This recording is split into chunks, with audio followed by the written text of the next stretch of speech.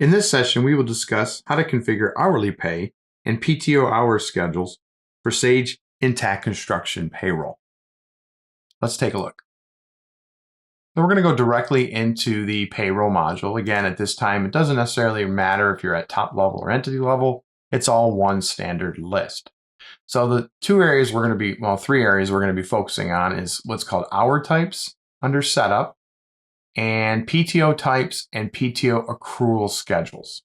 Okay, so let's talk about PTO types first and what the PTO accrual schedules allows you to do in Sage Intacct is to track PTO hours, various types of PTO hours based on what you want to track in the system. And it allows you to, define schedules, and they can be different packages. So you can have one PTO schedule for vacation that is based on years of service and employees get it at the beginning of the year. You can have another, let's say for field, that is also based on years of service, but accrues per hour worked. Okay, so you can have different types of PTO schedules. But what you want to identify first is your different types of PTO. So for example, we may have PTO maybe for vacation. We may have vacation, sick, personal days, whatever you want to track. Basically, you're going to define it as an identifier here. So there's some defaults already set up, and I'll leave these on, but traditionally you're probably going to have one called PTO. Okay. And there's not much to set up here other than when do you want it to start and if you want to allow a negative balance. Okay. So it looks like in this demo environment, they set up a separate one because for executives, they're allowing them a negative balance. That's really the only other reason. Now, you don't have to use the word PTO. Some people will come in and just set up, traditional VAC. You might have one for VAC and another for sick. Okay? You can have multiple identifiers set up, but basically, you don't need to set up a different type if you have different rules. Basically, you just need to set up what types of PTO do you have, vacation, sick, etc. So we'll use PTO in this example. So let's take a quick look over at the accrual schedules. So there's some already set up here in my demo environment, but the accrual schedules, you can set up as many of these as you want. You might have a particular agreement with one employee and you need to have a different set of rules for that employee. Well, you can name it anything you want here. And we'll dig in and do a couple. Let's go in and take a look at the field one. So one of the things you can do is you can hit create new over here and it'll, ask for ID and an effective date. And what we're going to be able to do is take this individual schedule and apply it to the employee in the setup later on. So you can determine which employees participate in which schedule. So in this case, let's take a look at the field. So they have a one for field. It's a PTO field, and it's based off this type. So again, if you only have one type, PTO, that's fine. You might have sick, you might have vacation, but let's just say PTO. And you can add these years of service here. So you can say at the beginning, we're going to start accruing PTO right away, or whenever we dictate they start the program that first year. You can do this. You can say, let's go to year 1 to 4. So after years of service 1 to 4, the max hours per year we're allowing for PTO is 120 hours. But for field, we're not giving it to them right at the beginning of the year. We're actually going to accrue it for every hour worked. So over here on the right, you can put in a factor.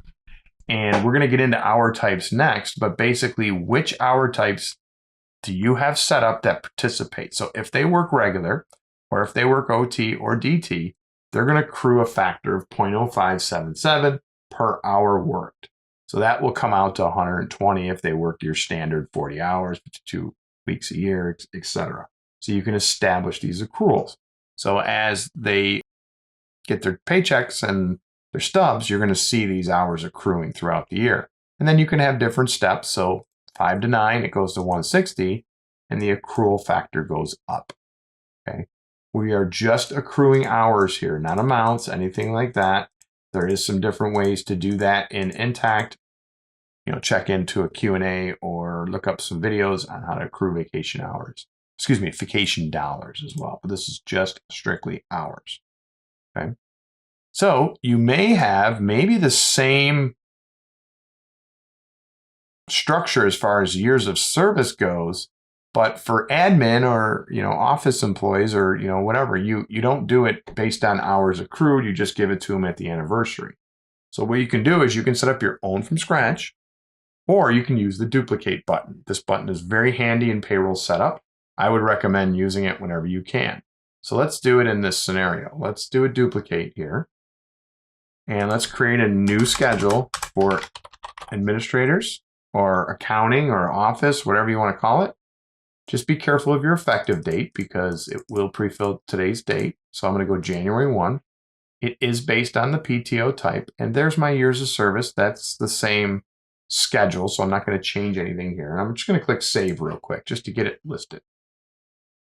Now, the only difference is now, let's say, yeah, it is 80 hours for the first year, but we don't want it to accrue per hour's work. We want to give it to them at the beginning of the year. So in that scenario, what you would do is you'd have to list the pay IDs that the employee would potentially work. So if this would be an hourly employee at, you might have that. You might have, I don't know what they have here in the demo database. Yeah, just regular. So most likely it's going to be regular. But we're going to say 80 hours to accrue per hour. So what will happen is because it's 80, it's going to give them the full 80 the first check. And then it's going to hit the max, so it's never going to give it to them again until they hit the next year. So it's kind of a way to do that is to just put the full 80 in there, and then the max is going to stop it from doing it for every hour. And then you can do the same thing. 1 to 4 would be 120, and you just fill out the 120s here. You don't necessarily need to list all the different types of pays, but for the oddball reason that their first check of the year is just overtime, you want it to trigger. So it doesn't hurt to have these multiple rates on here. Okay, so 120 and so forth, 160. And we can play with these and test these as they go. And we'll do 200 for this last one just to finish it out. And save. So now you have multiple schedules. The one caveat here, as of the time of this video, the years of service is triggered off of a calendar year. So you can't have an anniversary date that triggers halfway through the year for the employee. It's going to trigger the next year at 1/1, whatever the year is. Now, at the time of this video, it is on the enhancement list. We should see it sometime soon. But, if you're unsure, just check the release notes and check in a Q&A to make sure that that's changed at the time of this video. But again, when it comes out, we'll typically make a new video for it. So just keep that in mind, and you'll see that later in the series when we're setting up the employees. So you can set up as many of these as you want, and then you'll see later on where you can put it together in the employee file. And the only other thing we want to get into is we want to discuss what we call hour types. Big confusion here sometimes is we think we have to list all of the pays that an employee gets.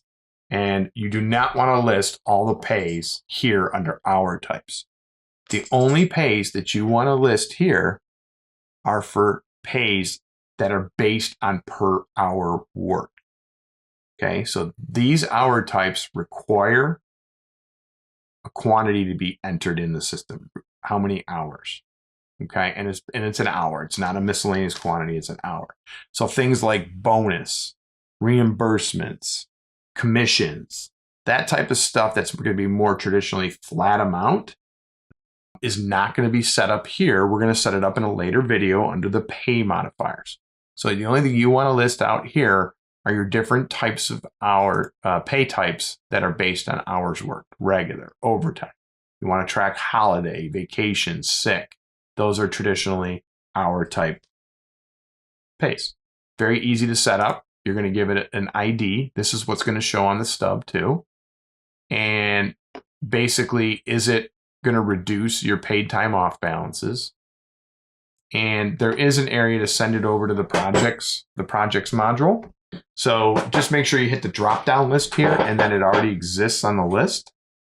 And if it doesn't, we can show you in a later video on how to do that, but basically regular. So for REG, it's very simple. Regular can be called hourly, whatever you want to call it. Doesn't matter. It can be alphanumeric. REG is the best practice approach here. Pretty much should already be set up in the system for you. Overtime, for example, it's going to be very similar, except it's going to have a premium factor built out of 1.5, and it's based on the rate from REG. So the way that works is I don't have to go into each employee's setup and put in an overtime rate. It's just going to look at the regular rate times it by 1.5. Okay. Same thing for double time would be 2.0. You could do the same thing for vacation and sick. You don't need to set up a pay rate for vacation and a pay rate for sick. If under vacation, it's the same rate they get for their regular pay, you can say it's based on that regular pay. It's 1.5 of REG.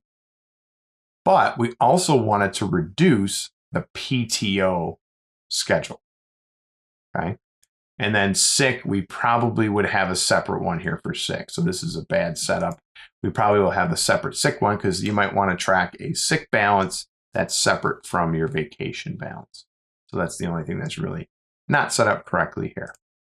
But basically that's it. Build a list of your pay IDs. Keep them simple here. A lot of people from legacy systems will have multiple pay IDs so they can break out the general ledger accounts and things like that. And as far as best practice goes, at least at this point in configuration, keep it simple. We can always expand these out if we find an area that we need to break out an hour type for. I would keep it very simple and assume that we're going to be able to break out how the general ledger posts and stuff like that later in the GL mapping configurations. So keep those hour types simple. And that concludes this video. That's it for the hour type PTO schedule videos. We'll see you in the next session soon. Thank you.